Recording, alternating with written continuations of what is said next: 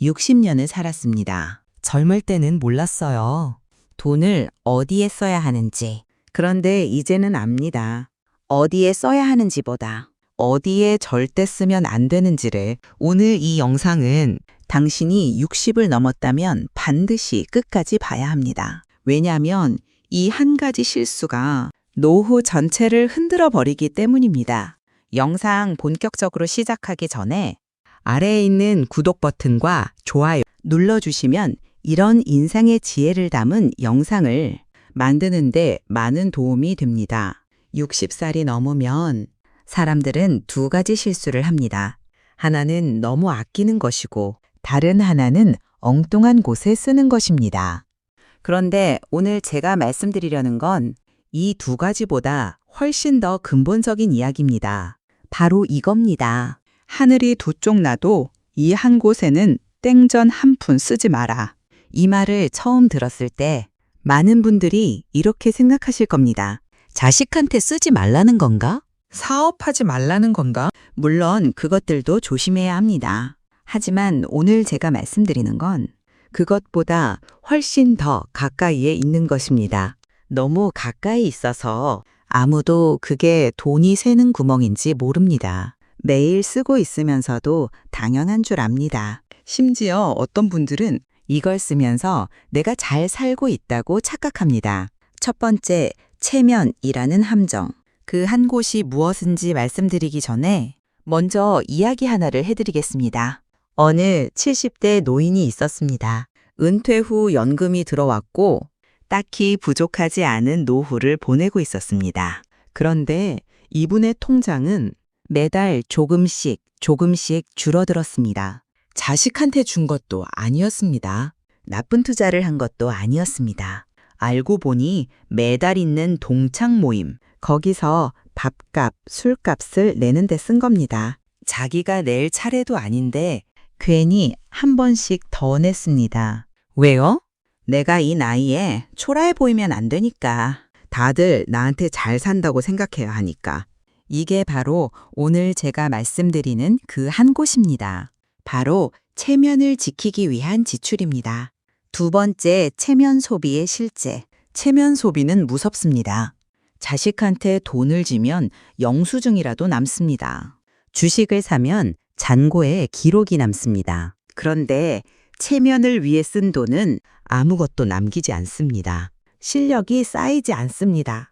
관계가 깊어지지도 않습니다. 삶의 질이 올라가지도 않습니다. 그저 사라집니다.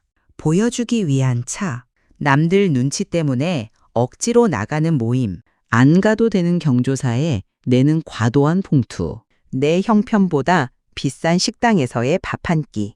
이 모든 것들의 공통점은 하나입니다. 나를 위한 게 아니라 남의 시선을 위한 것.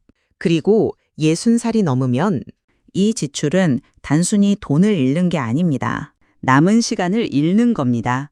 세 번째, 왜 60 이후가 더 위험한가? 젊을 때는 체면 소비를 해도 회복이 됩니다.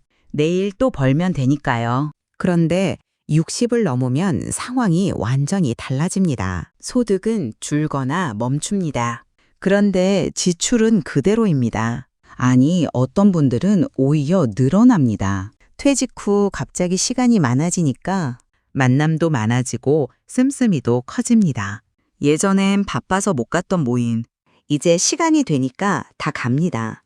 그 자리에서 자연스럽게 지갑이 열립니다. 그리고 그 돈은 다시는 돌아오지 않습니다. 60 이후의 돈은 버는 속도보다 나가는 속도가 더 빠릅니다. 이 시기에 잘못된 지출은 회복이 어렵습니다. 한 번의 결정이 노후 전체를 흔듭니다. 네 번째, 거절하지 못하는 마음이 가장 비싼 대가. 체면 소비의 뿌리는 어디에 있을까요? 많은 분들이 이렇게 말씀하십니다. 그냥 거절을 못하겠더라고. 내가 안 내면 뭔가 이상하게 볼 것 같아서. 오래된 친구인데 어떻게 안 가냐고. 이 마음 충분히 이해합니다. 하지만 한번 생각해 보십시오. 그 모임에서 당신이 돈을 낼 때 그 친구들이 당신 노후를 걱정해 줍니까? 그 자리가 끝나고 집에 돌아왔을 때 당신 마음이 진짜로 채워집니까? 아니라면 그건 관계를 위한 지출이 아닙니다. 불안을 가리기 위한 지출입니다. 나이 들어서 초라해 보일까봐, 뒤처진 것 같아서, 혼자인 것 같아서 이 불안을 돈으로 덮으려는 겁니다. 그런데 불안은 돈으로 덮을 수 없습니다. 오히려 덮을수록 더 커집니다. 그리고 통장은 점점 얇아집니다. 5번째, 노후를 가장 빠르게 무너뜨리는 것. 노후 파산을 경험한 분들의 공통점이 있습니다. 나쁜 투자도 아니었고 자식한테 퍼준 것도 아니었습니다. 가장 많은 경우는 바로 이겁니다. 그냥 쓴 것들입니다. 딱히 기억에 남지 않는 지출들. 이게 쌓여서 노후를 무너뜨립니다. 친구 모임 밥값, 경조사 봉투, 면이 서야 하는 자리에서의 과소비. 이것들은 각각 놓고 보면 크지 않습니다. 그러나 10년을 쌓으면 어떻게 될까요? 5만 원짜리 모임을 한 달에 2번. 1년이면 120만 원. 10년이면 1,200만 원입니다. 이게 체면 소비 하나입니다. 경조사비, 선물값, 불필요한 외식을 더하면 어떤 분들은 노후에 남긴 게 없어서 후회합니다. 그런데 사실은 쓴 곳이 없는 게 아닙니다. 그냥 기억에 남지 않는 곳에 다 썼을 뿐입니다. 6번째, 그렇다면 무엇을 기준으로 써야 하는가? 자, 그렇다면 60 이후의 돈은 어디에 써야 할까요? 간단합니다. 딱 3가지 기준만 기억하십시오. 첫째, 이 돈이 나를 위한 것인가, 남의 시선을 위한 것인가, 내 몸이 편해지는 데 쓰는 돈, 내가 배우고 싶었던 것에 쓰는 돈, 내 건강을 지키는 데 쓰는 돈, 이건 써야 합니다. 그런데 남이 어떻게 볼까를 위해 쓰는 돈, 이건 하늘이 두 쪽 나도 쓰지 마십시오. 둘째, 이 지출이 끝난 뒤 내 마음이 채워지는가? 만남이 끝나고 나서 마음이 따뜻하고 에너지가 생겼다면 그 지출은 가치 있는 겁니다.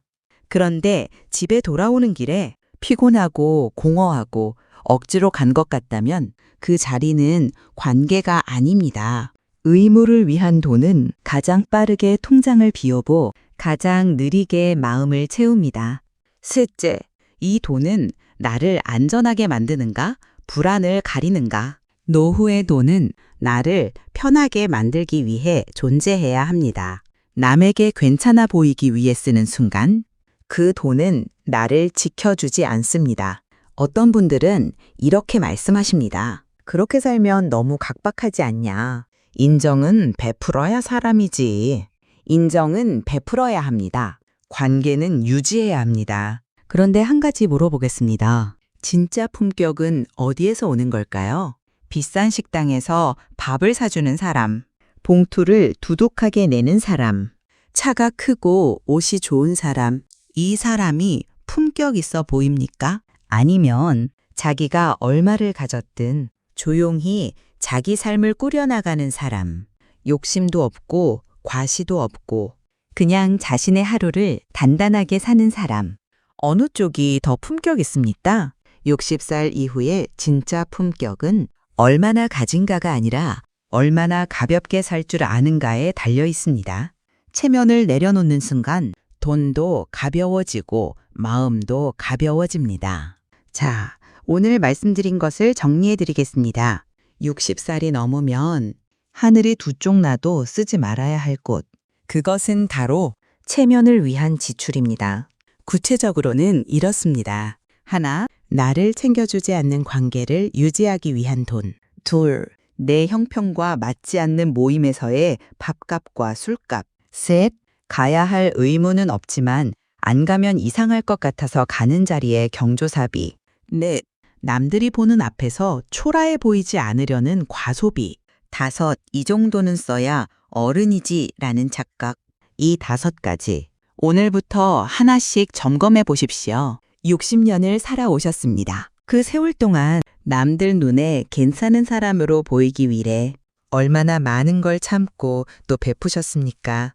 자식을 위해, 부모를 위해, 직장을 위해.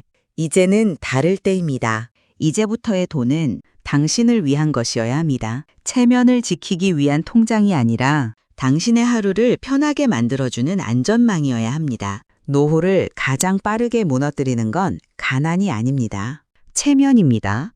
체면을 버리는 순간 진짜 나다운 삶이 시작됩니다. 오늘부터 딱 하나만 실천해 보십시오. 이 돈 정말 나를 위한 건가? 이 질문 하나가 당신의 노후를 바꿀 수 있습니다. 오늘 영상 도움이 되셨나요? 이런 인생의 지혜, 삶의 후반전을 더 단단하게 살아가는 이야기를 앞으로도 계속 전해드리겠습니다.